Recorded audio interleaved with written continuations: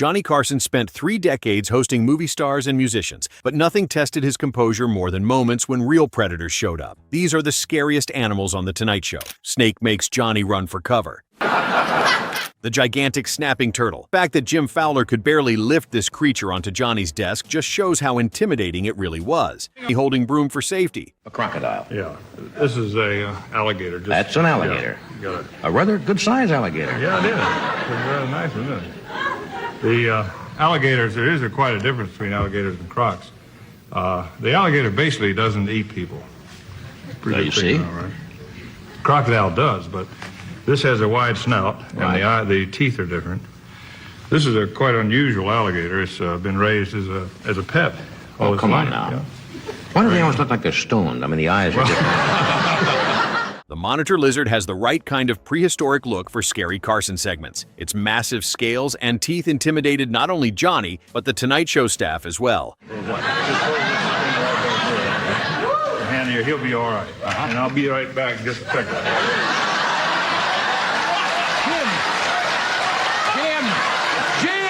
Crocodile makes Johnny's desk look useless. The crocodile changes the entire feeling of the stage because it looks like something that should never be near a talk show. In relation to your arm, the size, this is called the Goliath beetle, and it is one of the Cincinnati Zoo has one of the few insect collections on display of any zoo in the world. And Ed Maruska has specialized in this. He's the director there, but this is from Africa. This is one of the largest beetles in the world, and they only live 3 months. They go in the larval stage, and can you imagine waking up at night and seeing this in your bedroom? Oh, that wild? What do they subsist on? Well, this feeds on almost anything. They apparently have a very wide diet. A giant beetle shouldn't sound like one of Carson's scariest animal moments until everyone, including Fowler and Johnny, realizes it can fly. Snap shut on your finger at that point. It's quite a pinching animal. I see. Now, they trap their prey in there, or what? Or just no, that's when defense? they're fighting. When they're fighting, if one gets up here on his back, another male, he'll lock on it, roll over, and that's incredible. Yeah. That is really you'll incredible. Put him back on here. This is his. How do I pick him up? He eats bananas, huh? They like that for. I pick him right here? Yeah, just pick him up there and put him right back. That's all you have to do. He can't get back. In fact, he doesn't have any mandible for eating. Water buffalo makes Tonight Show set. The second it appears because it looks completely wrong inside a polished late-night studio where Johnny has hosted movie stars, singers, and comedians.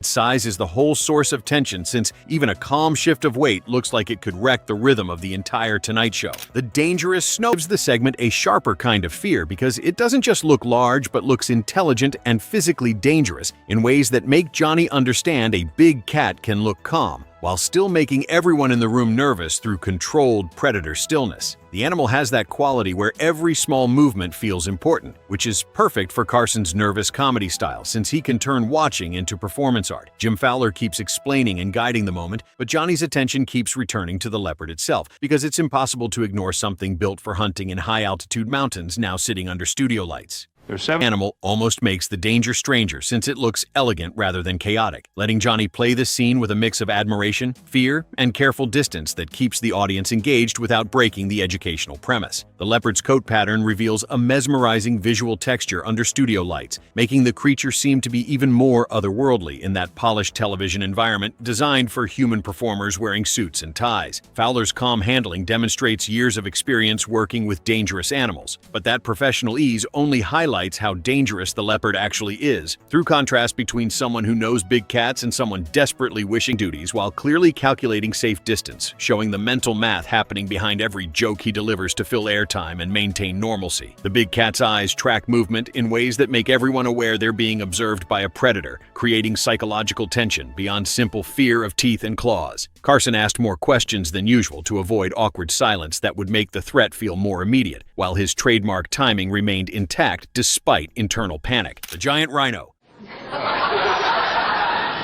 Okay, Bender. He's very hungry, but he's a little excited. Come here. Bender? Come here, Dad. He likes to be rubbed under his belly and So under do his I. head.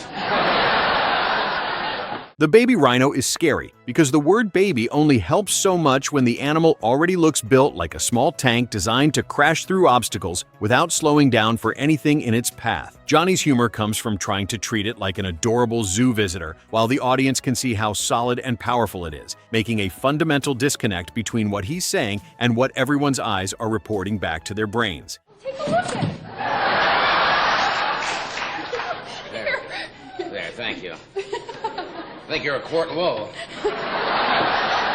Joan Embery gives the segment an educational frame, but the visual keeps pulling the moment back toward danger since a rhino doesn't need to move quickly to create tension when even a casual step carries weight that everyone in the studio feels through the floor. Carson's reactions are funny because he's genuinely fascinated, yet he clearly understands that this isn't a pet. He can casually lean toward showing the conflict between curiosity and self-preservation instincts kicking in to protect a talk show host from bad decisions. Where's his horn?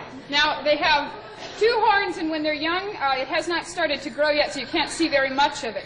But it grows continuously, and it's made out of keratin, like your fingernails. Yeah, I see. The studio setting makes the animal feel even more massive because everything around it was designed for people sitting and talking, summoning a scale problem that cameras couldn't fully capture no matter how the director adjusted the angles. The baby rhino's sturdy body and strange prehistoric look give the clip a different texture from the cats, birds, and reptiles, making it stand out in the animal segment catalog as uniquely intimidating in ways that defy comedy. The rhino's skin texture looked armored and impenetrable under studio lights, making it seem like a creature from another era entirely that wandered onto modern television through some strange time portal nobody could explain. Johnny made jokes about the animal's weight while carefully maintaining distance, showing comedy as a defense mechanism against acknowledging real danger standing just feet away from him. Johnny Carson survived 3 decades of hosting without breaking a sweat, but nothing abolished studio into a wildlife disaster zone he couldn't joke his way out of. These segments became legendary because they proved that all the quick wit in the world means nothing when you're standing next to a creature that doesn't care about ratings or punchlines.